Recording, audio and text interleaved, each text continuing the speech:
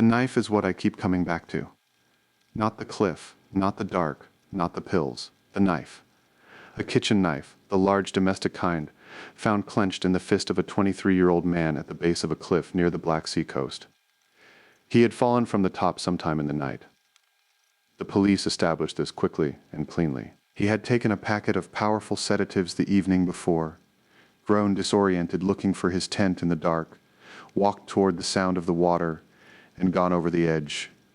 Accidental death. The report was filed, and the case was closed. Nobody asked why he had the knife. I was in Crimea that summer for a reason that no longer seems important. Some story about the resort towns and the rate of venereal disease transmission, something the editorial desk thought would have local color and a public health angle, and could run in the summer slot when the readership was itself at the seaside and might feel some personal proximity to the material. I had been to Feodosia. I had been to Yalta. I was passing through a small resort settlement called Plannerskoye on my way back toward the coast road when I stopped at the local police station to check in with the district inspector. This is a habit I developed early in my career. You always stop at the local police station, because local police stations in resort towns in summer know everything that is happening within 10 kilometers, and they usually have something hot to drink, and sometimes they will tell you things they probably shouldn't, because the things have been sitting in the station for weeks, and there has been no one appropriate to tell them to. The inspector's name was Nikolai Gerasimenko. He had been working this district for several years, and had the particular tiredness of a man who has watched the same things happen repeatedly without the tools to stop them. He told me about the young man at the base of the cliff, almost as an aside, a sorrowful minor fact in a summer full of sorrowful minor facts. He mentioned the knife himself without my asking, because the knife had bothered him too, and because when something bothers a police inspector in a small resort town, he generally keeps it to himself, unless someone comes through who might understand why it matters. I asked him to explain. He said, in Plannerskoye, in the summer, people come from all over the country. Some come for the beach and the sunlight and the rest that the Soviet citizen has earned once a year. Some come for something else. Plannerskoye, he said, is known in certain circles, and when a police inspector says certain circles, he means circles that have their own vocabulary, their own economy, their own geography of the town that does not correspond to the geography on any official map. The town was known, among people who needed to know it, as a place where certain things could be obtained if you arrived with money. People came from Moscow, from Leningrad, from Kiev, from the industrial cities of the East. They brought what they needed with them, or they found it here, and they spent their vacation in a particular way that had nothing to do with the beach. If they arrived without what they needed, he said, without the supply and without the money to buy the supply, and if the need had reached the stage where it was no longer optional, which it always had by that point, then they found another way to get money. The way was simple and consistent. You took a knife, you found someone alone on a dark path near the water, and you took whatever they were carrying. Wallet, watch, whatever was accessible. You sold it quickly at half price to whoever would buy it without asking questions, and you had enough for the day. The young man at the base of the cliff had a kitchen knife in his hand, Gerasimenko said, because he was one of those people, and the knife was how he had intended to finance his next day in Crimea. Only he had not made it to the next day. I sat with that for a moment. The idea that the knife and the cliff belonged to the same story, that the knife was not separate from the disorientation in the dark and the sedatives, but was part of the same chain, the same logic, the same sequence of events that began somewhere months or years before this particular cliff, took a moment to assemble in my mind. Then I asked Gerasimenko if I could stay and look around. He let me sit in on an interrogation that afternoon. Not someone connected to the dead young man, a different case, a different person, different charges. The man being interrogated was in his early 30s. The paperwork said so. He did not look 30. He looked like the word that Russian speakers use without irony for a specific kind of human depletion, mumia, a mummy.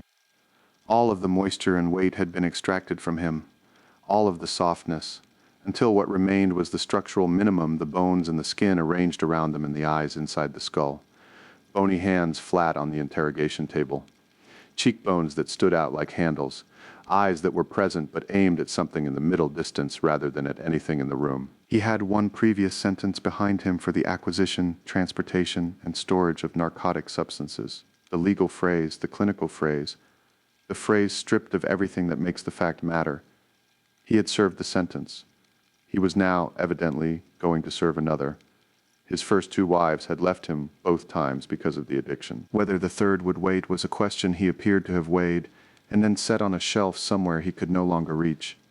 I did not speak to him. I watched him from across the room and thought about the first wife, the first woman who had looked at this man at some point, and made the calculation that he was worth the risk, that whatever he had been at 20 or 25 was enough to carry forward into a shared life. I thought about the moment when that calculation had first come into doubt, and then the moment when it had finally resolved, and what it costs to make that resolution after you have already committed to the other answer. Then I thought about the second wife, who had presumably known about the first wife, and had made the calculation again with more information, and had arrived at the same conclusion, and had then also eventually revised it. The third wife I did not think about, because thinking about the third wife required imagining someone who had known everything and chosen to remain, and that is a different kind of calculation entirely, one I didn't have the material to understand that afternoon. Gerasimenko followed me into the corridor afterward. He lit a cigarette and offered me one and watched the door of the interrogation room for a moment. He said, "That is the third such conversation I have conducted this week. All three men know each other. They arrived in Planarskoye this month by separate trains, and they knew within a day where to find each other, and by the time we picked up the first one, the other two had already calculated that they were coming in after him. None of them will speak to any of the others. Not from loyalty," he said, which is the word people use who have not spent time in the actual world. He dragged on the cigarette. It is simply that each of them knows everything the other two know, and the others know what he knows, so there is nothing to exchange. A confession would not shorten any sentence. A denial will not lengthen one. "What do you expect from me?" he said, not angrily, as a genuine question. I had no answer. He did not seem to require one. After the interrogation, I went outside and stood on the station steps with a cigarette, and that is where I met Valentina. She was waiting for something, a form, a signature, some administrative paper that required her presence. We started talking the way people do in waiting rooms when the wait has gone on long enough. She was in her mid-30s, wearing a summer dress, and she had the look of someone who has been managing a very specific anxiety for a long time and has grown so practiced at it that the anxiety is no longer a crisis, but simply the texture of daily life. She told me that her husband was at their rented room right now. She was in the habit of being away during certain hours. At first she didn't say why. People who live with a thing long enough eventually stop naming it. Because naming requires looking at it directly, which is a different and more expensive form of attention than the slow, constant, manageable cost of looking slightly to one side. Then she looked at me, made some decision, and told me everything. Her husband's name was Volodya. She called him an intelligent drug addict, placing the word intelligent with a precise amount of irony, not the fresh irony of someone who has just thought of something cutting, but the worn irony of a phrase used so many times, it has become simply a description. In Moscow, where they normally lived, he had a circle of friends who were also users, professionals, people with addresses and apartments, and in some cases, positions at research institutes and design bureaus. They did not, she said, look the way people imagine. They did not visit dens. They did not appear to be collapsing in any way that was externally visible. They had jobs and routines, and in most cases, families. When they met at someone's apartment, a proper apartment, with proper furniture, with bookshelves and a TV, and the small material markers of a Moscow professional life, and they cooked what they needed and injected it, and by Sunday night they were back at their ordinary lives. She had been to these gatherings at the beginning, before she understood what they were. She had sat in the kitchen drinking tea, while the men did what they did in the other room. She had met the wives when there were wives, and some of the wives knew, and some did not, and the ones who knew wore the same expression she eventually came to recognize in her own mirror, the expression of someone who has filed something very large under the category of manageable. She gave me a name, just a first name, Sergei, a translator at an institute, with an apartment near Chisty Prudy, 2 grown children at university. His wife either knew or didn't know, or had stopped noticing the difference between the two states. Valentina said, "If you met Sergei in a lift, you would assume he was a senior engineer at his institute. He is a senior engineer at his institute." She offered this not as irony, but as correction. She wanted me to adjust the picture in my head. She added, with the small half-smile that appeared rarely in our conversation, that Sergei had been to their flat 3 times over the past several years, and that on 2 of those visits he had helped her move a wardrobe to a new wall in the bedroom. She said this as a way of saying, he is also a person who helps his friend's wife move a wardrobe. Both things are true of him. The arrangement of the world that would require one of them to cancel out the other is not an arrangement that exists.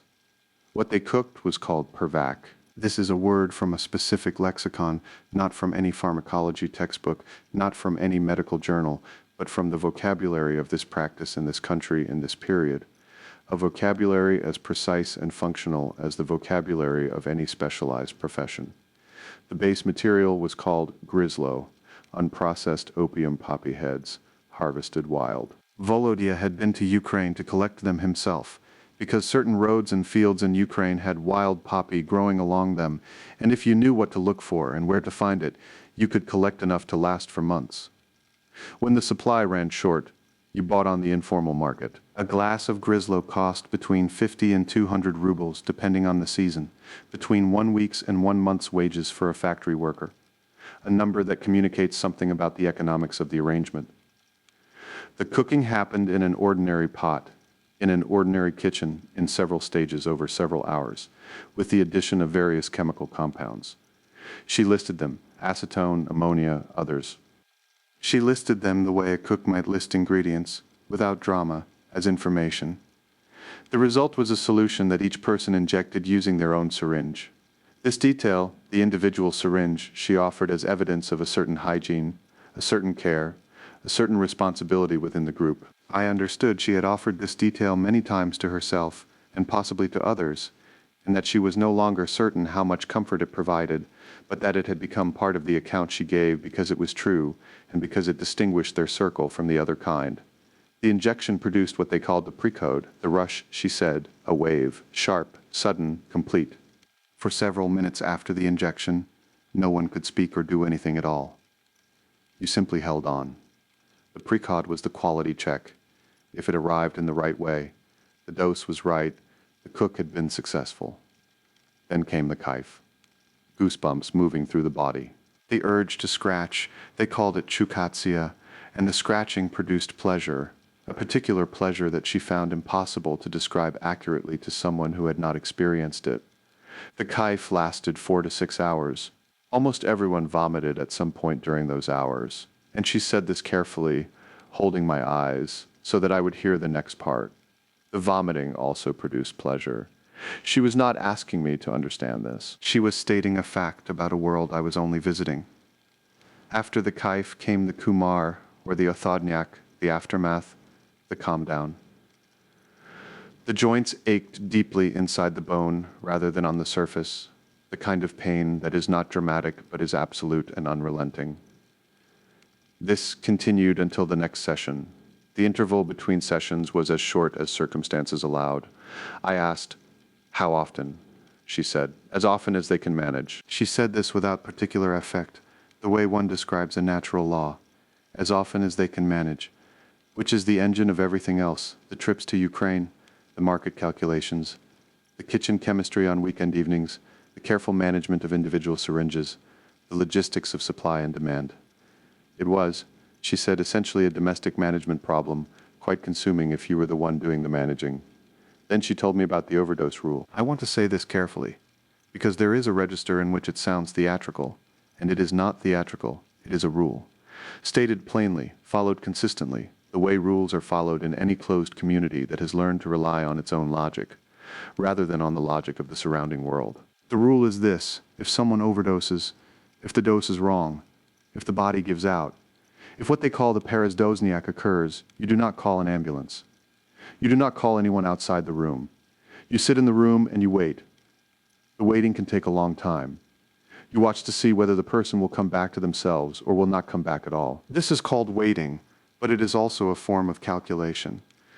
The calculation that the consequences of a phone call outweigh the risk of not making it, because a phone call arrives with police and paperwork, and the end of the careful arrangement that keeps everything functioning for everyone in the room. If the person does not come back, if the body decides in that room, in those hours, that it is finished, then you carry them outside, not wrapped, not concealed.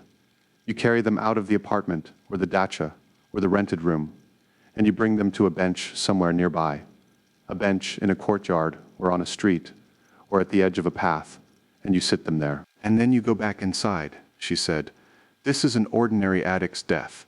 I heard those words the way you hear something that you know you will hear again in your own mind for a long time, not as an accusation, not as something she found monstrous.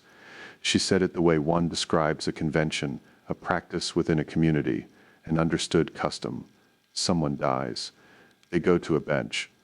The bench is where the community's obligation ends and the state's begins. The bench is the boundary. If someone in the room panics and calls the police instead of following the rule, if someone reaches for the phone, then that person will be, as she put it, quietly removed, not by the police. By the community, the unwritten law, she said, is harsh. She said this without apparent outrage. She was describing the terms of the world she had married into 8 years before, and she was no longer in the business of evaluating those terms. She had moved past evaluation into management. She had developed habits over those 8 years. She left during certain hours. She had found that it was useful to always have an errand that coincided with those hours. Something at the pharmacy, something at the market, something at the police station. She had stopped asking certain questions because the answers did not change anything and cost considerable energy to receive. She was, by her own description, very practical about the situation. She used the word practical twice in our conversation, and both times it landed with the weight of a word that has been rubbed smooth by years of use, a word that once had edges and no longer does. I asked her whether she was afraid. She said, "Of what specifically?" I said, "Of any of it." She looked at something past my shoulder for a moment. She said, "I was afraid at the beginning. When I first understood. Now I know what to be afraid of and what not to be afraid of, and that is better than being afraid of everything at once. The thing you most fear at the beginning, when you first understand the shape of your situation, is the thing you eventually learn to hold at arm's length. You find a way, you find a routine. The fear doesn't leave, but it becomes specific. Specific fears are manageable. She went back inside to collect her paper.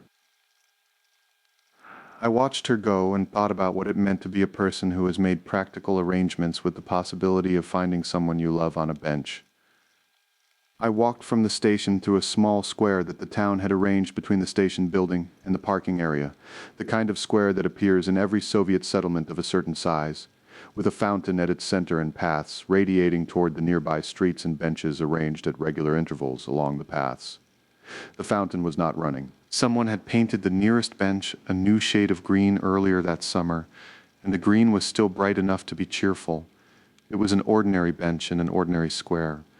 I stopped in front of it and stood there for a moment, because what Valentina had told me had already changed the way I saw a bench. Not every bench. Not forever. I knew, as I stood there, that this sensitivity would fade with time, and that most benches would eventually go back to being merely benches. But for the moment, this bench in this square, in this resort town, I could no longer see it as only itself. I could see the version of it in which the bench was the boundary she had described. A bench where someone had been left, or might be left, or had been left on some Saturday morning months or years ago, and then collected by whoever collects such things on Saturday mornings, and then cleaned and repainted and put back, and now sat again in the sun, waiting for whatever its next function would be. I did not sit on it. I walked around it to the car, and I thought about how the topology of a place rearranges itself when someone gives you a new map of it. Valentina had given me a new map of the small town I was passing through. On the new map, every bench was a potential terminus. This was not paranoia and not dramatization. It was simply a correct reading of what she had told me.